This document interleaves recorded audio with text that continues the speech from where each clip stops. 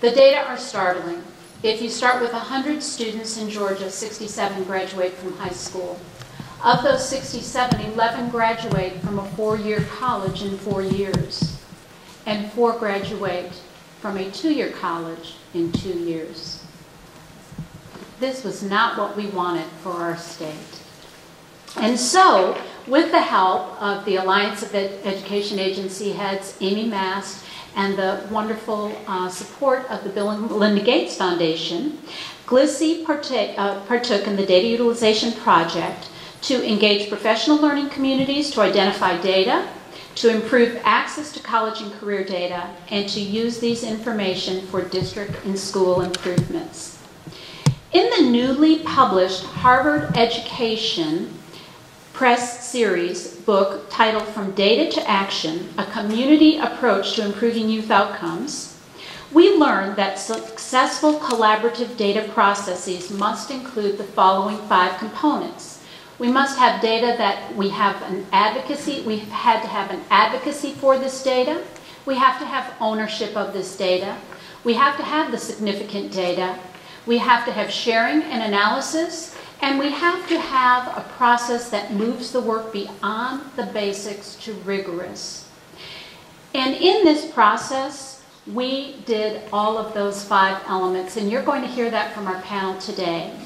Our esteemed panel will discuss how the Data Utilization Project effectively addressed each of these 5 elements through the high school feedback reports that Bob has just demonstrated to improve the college and career success of our 10 pilot districts.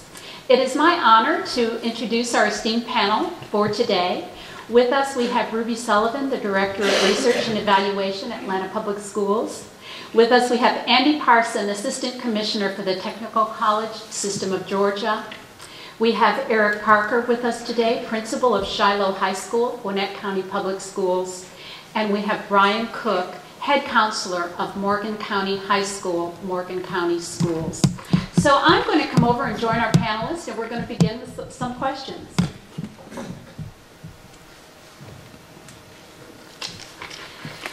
So panel members, I'm going to address a question to one of you, and then feel free, someone else who might want to join in, please feel free to do that. As we mentioned, as Steve mentioned to our audience, please jot down your questions that you might want to ask our panel members or our featured speakers earlier today, and we will have question and answer session after the panel questions. So Andy, I'm going to start with you and talk about advocacy, because that was a huge piece. Who in the organization of the Technical College of Systems of Georgia advocated for improving the post-secondary data that was available not only for Georgia's K-12 school systems, but for Georgia's P20 institution? And what was this charge? What was this sense of urgency? TCSG's Commissioner Ron Jackson has been a strong advocate for this initiative as well as many other data sharing initiatives at the state level. And so, as Bob alluded to, TCSG had not provided high school feedback report data to the K-12 schools in the past. And so when this opportunity arose, it was something that Commissioner Jackson jumped on real quickly. And so we were very excited to be a part of the Data Utilization Project. And really, it takes an initiative like this to bring together all of the right people as well as the resources. That was something that was missing in the past, but the Data Utilization Project enabled us to do that. And so Commissioner Jackson was very much a strong advocate, very open and transparent and accountability driven. And so we were glad to be a partner. And Andy, it was so wonderful that Mr. Jackson came and gave us our charge at our very first meeting. That was really special. Rubye, from the school system level, who gave you the charge and who was the advocate in Atlanta Public Schools? Similarly, our superintendent, Mr. Davis, being that he's from industry and had a long history of using data to inform his work, as he came in as a non-educator, trying to unpack and understand the work that we were doing, he was really the driving force behind not only having better access to more accurate data, but also how do we get it in the hands of practitioners in order to support their decision making. That's just part of who he is as a former engineer, and so he really has pushed the district into that direction. Great. We're going to talk about the ownership of the process because as we've had all these different partners, there was definitely different ownership of this process. The data utilization project, as Andy mentioned, it proved to be an outstanding collaboration. And I'm going to ask Eric to talk a minute about the role that you observed your school system playing in helping us develop these high school feedback reports so that these data were accessible, usable, and accurate. So Brian, you want to share that with us? I'm sorry. Eric, why don't you start, and then Brian will hear from you as well. Yes, ma'am. We come from a very data-rich county. We have a lot of data and accountability systems in place.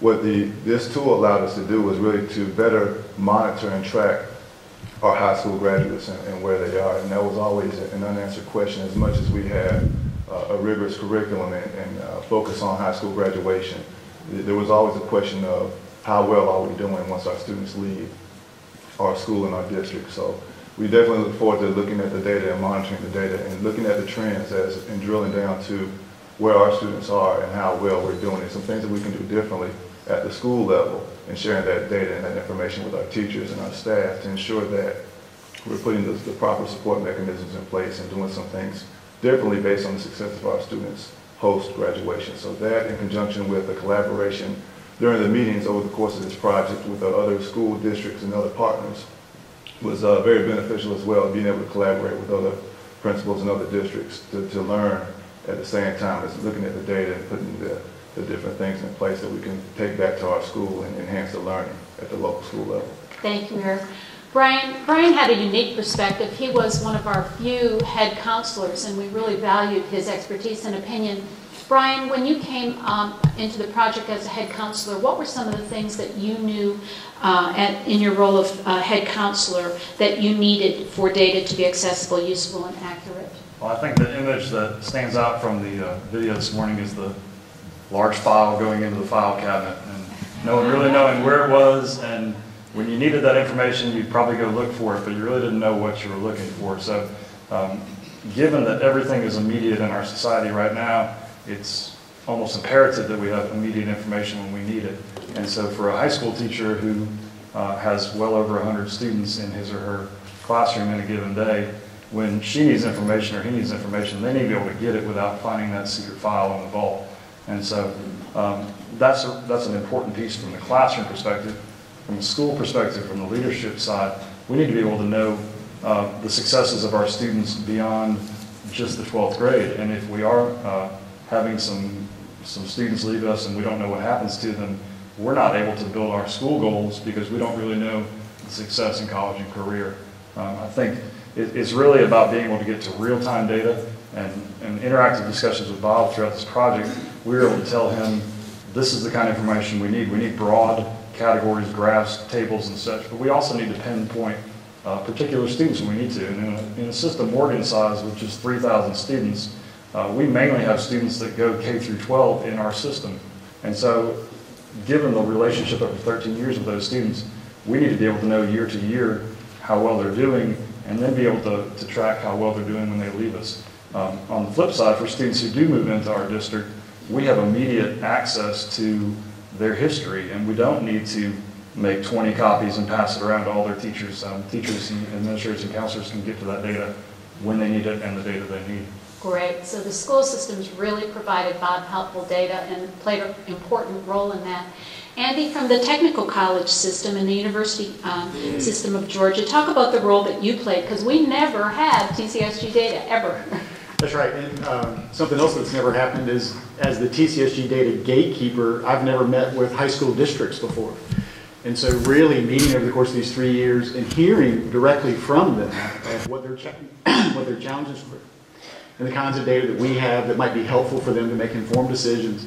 You know, so over the course of that time, the technical college system as well as the university system really listened for those first couple of years, and then we heard what the needs were, and we worked closely, of course, with the Department of Ed and Bob's team to identify the data elements, to securely transmit the data elements, to do data matching and all of those kinds of things, and provide the data back to the department, who then in turn, of course, provides it back to the district. So for us, it was great to be able to, again, to sit and listen with the districts and hear what their needs were directly, instead of us usually at the system levels trying to work together without really having a lot of district input. So it was very beneficial from that perspective.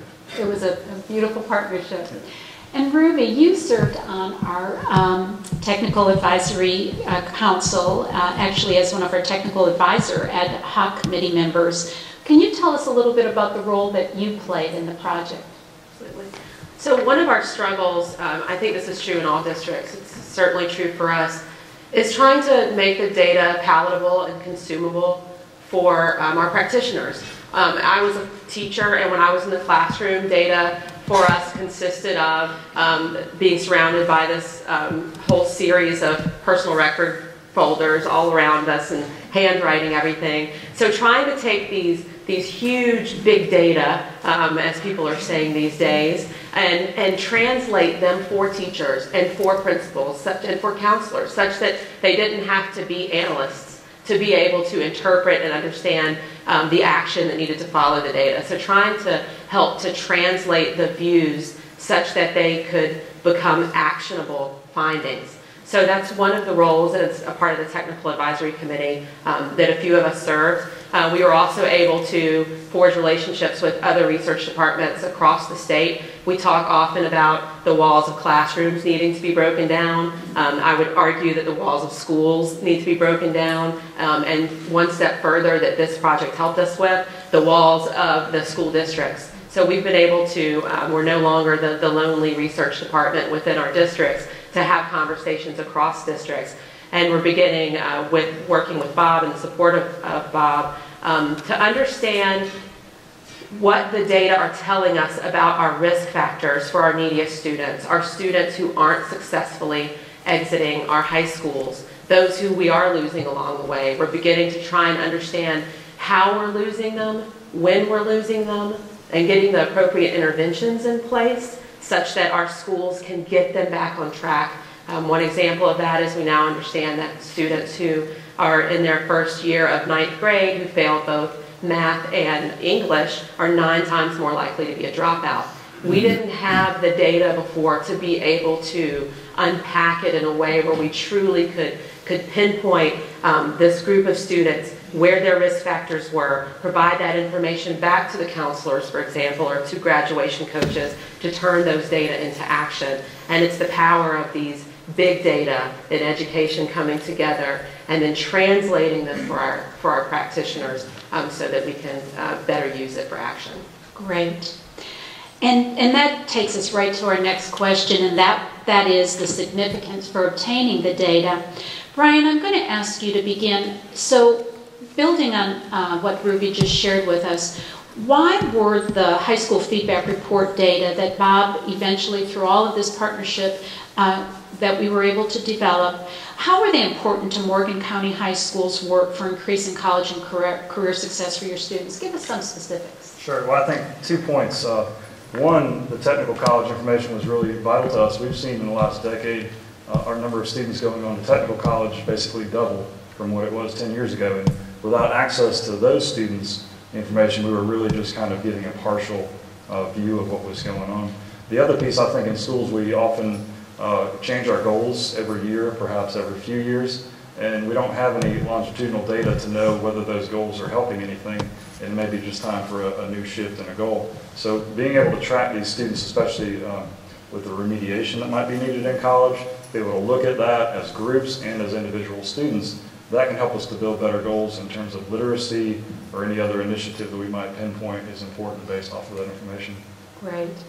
Eric, you kind of have an interesting story. You started this project as a middle school principal, and now you're the high school principal. So how did this significance of this data have an impact on you as a high school principal, a new high school principal? Absolutely, and I think it's on 2 fronts. One is that, as mentioned earlier, from a college readiness standpoint, it definitely helped us to identify, looking at the data, the trends, and where our students needed to go as we opened up equity and access to our higher level courses with AP and starting the IB program that we're 2 years in now, that International Baccalaureate program. But it helped us to know where our students were going once they left and bring that back to the school level so we can better support and identify students going into those higher level classes and increase that rigor in our curriculum that we're offering. But also as mentioned, being at the middle school level, it helped me when we started the project, looking at the data and knowing that high school graduation and college readiness, this didn't start in high school. So we were able to look at middle school students, as mentioned, knowing that with our 9th grade data and those indicators were, the risk factors were, really drilling down and working with our middle school and elementary school students with those early indicators and knowing ultimately what we need to look for, where they need to go, and then identifying those risk factors early and ensuring that we can advise them properly and working with our counselors and our middle school and elementary school teachers and counselors to ensure that all of our students were adequately prepared and college ready. Excellent, excellent. And I know we share this story with Eric many times. When we first started this project, there was a high school feedback report that the University System of Georgia provided for our high school principals only, and it was only USG data, and it came in hard copies. So Eric would get a report that was about 500, 600 pages that he'd have to scour through, which would make no use. So this is really powerful, and the answer you just gave really supports that.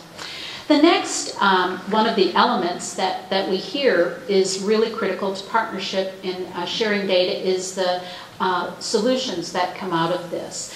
And Rubye, could you talk a little bit about some of the most important learning that you received throughout the project from the project partners?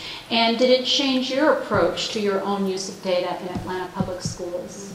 Absolutely. Again, the ability to work across districts was key for us.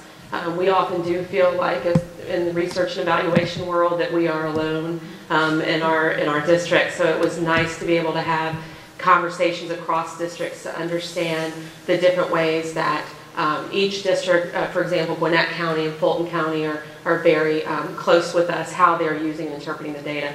2 examples for us. First, at a policy level, when we were beginning to better understand the credit issues we had in many of our non-completers, we were able to use the post-secondary outcomes as a part of this project to understand when we talked about credit recovery in our district and we presented the solution to the board for policy decision, that it wasn't enough just to go through credit recovery, but more than half of our students that were successful at completing and going on to University System of Georgia or technical colleges, more than half of them were requiring remediation.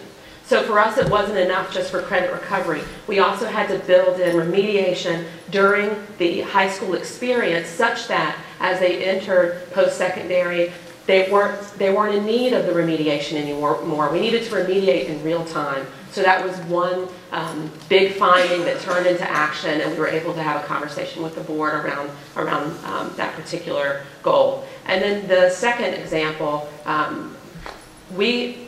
data is an onion. We hear people talk about this all the time. A metric is just the number at the top. Knowing a number, I'm just going to throw one out there, 68 at the top, does not give you action. You have to begin to peel back the onion. Cohort graduation rates, for example, for us, for high schools.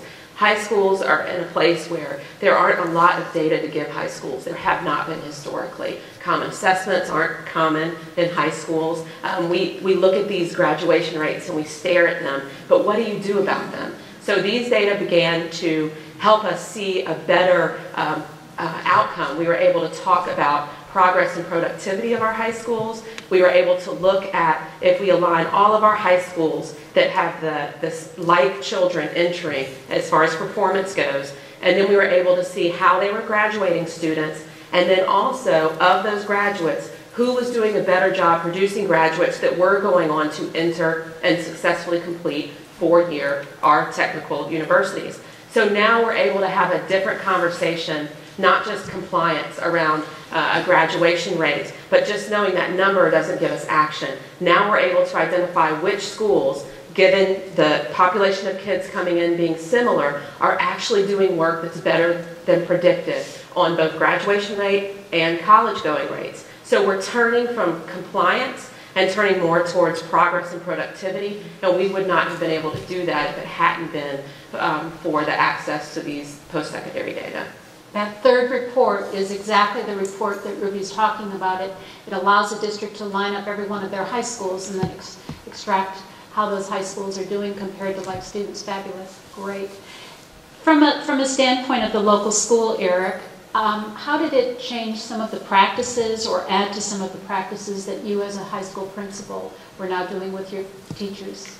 It definitely, having more data is definitely beneficial. As mentioned, going back to previous days, going from less paper to having things digital has been great. I was definitely guilty of having my office, my desk look almost like the bin of pages, underneath pages of son's bed.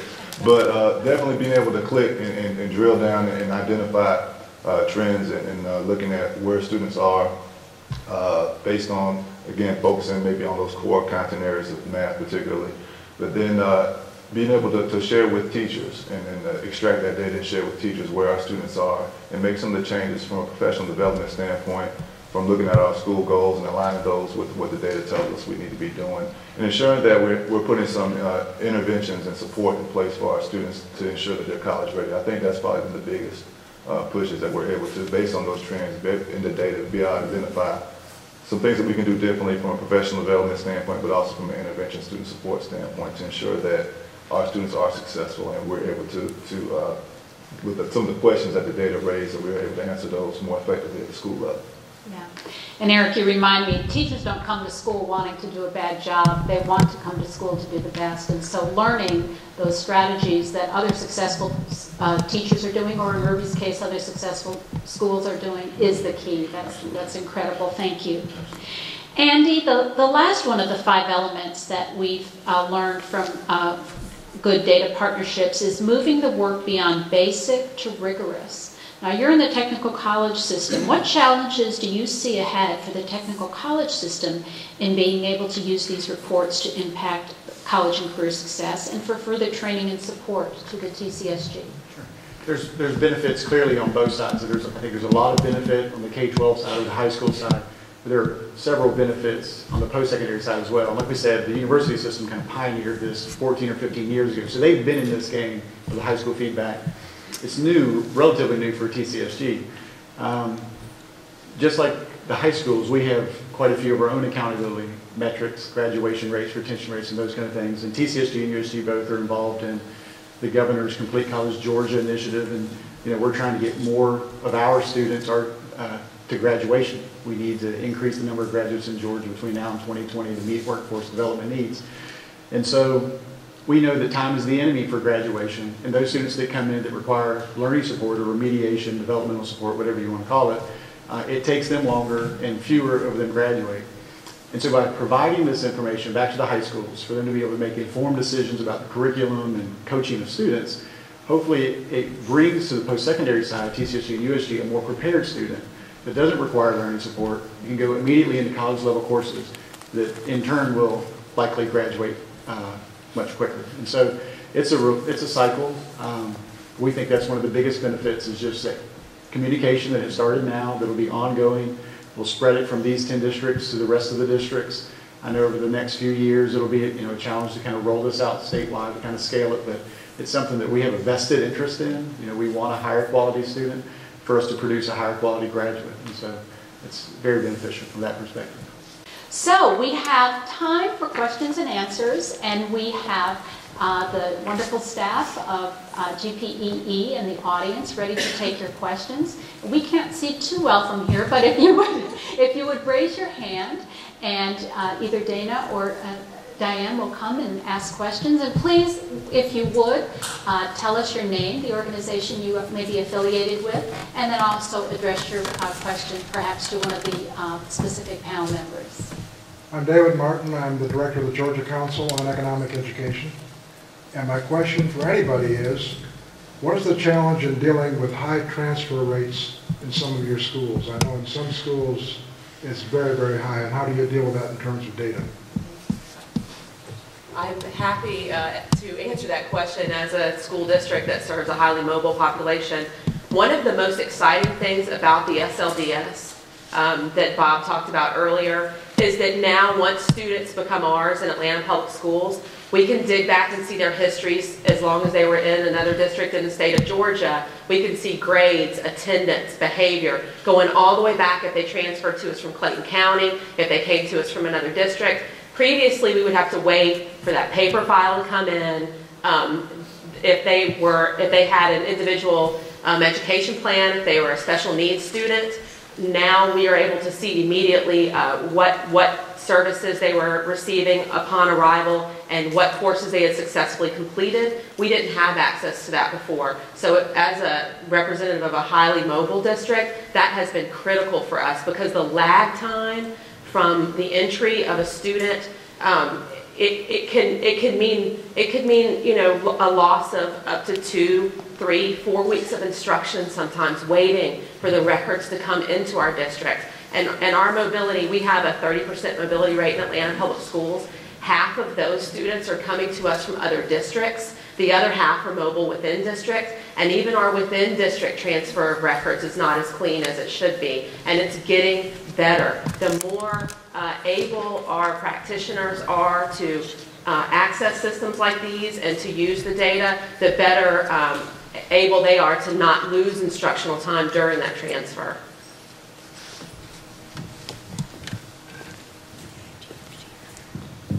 Hi, I'm Patty Flum with Communities and Schools, and it's our belief that particularly in schools and school districts that have high volumes of highly at-risk students, we shouldn't be expecting the schools to handle everything by themselves, and that there are many other community organizations and groups that can either supplement what the school has a capacity to do or add additional things out of school time. Is there a plan in this wonderful data system to allow other stakeholders who are working with these kids trying to make a difference to get to the data? Well, what we're working with right now is United Way and all of the partner agencies to give them actually this student level data de-identified. Right? So I'm going to say that again. It basically, if let's say you have an after school program and you want to prove the value of that after school program, but I can't give you student level data that's identifiable. So what I'm doing is I'm going in and I'm taking off the names and the identifiable information, but if you have more than 10 kids, which is the group of unidentifiable size, I can then give you back that information. So if you can send me, here are the 400 kids I have in an after school program, I will then give you that data on those 400 kids. You won't know who has what, but you'll actually be able to take a look and say, okay, these kids are performing at this level. And then I can also give you the state level data, averages for all of that. So if you want to see where your kids are performing compared to the state or another school, we're working with United Way right now, and I think 27 of the partner agencies to put that in place. So they will have access to the longitudinal history, de-identified, not where you can tell it's a student.